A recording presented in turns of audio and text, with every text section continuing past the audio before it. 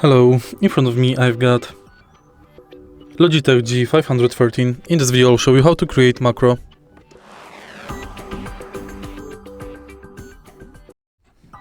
In the beginning, let's go to Logitech G Hub and go to assignments. Enter macros and now create new macro. Name it and select function. You can select no repeat, repeat while holding toggle or sequence. Start now and now select between record keystrokes, text, emojis, action, launch application system or delay.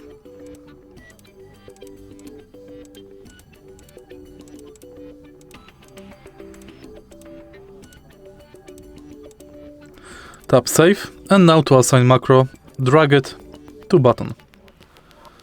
If you find this video helpful, please leave like, comment and subscribe.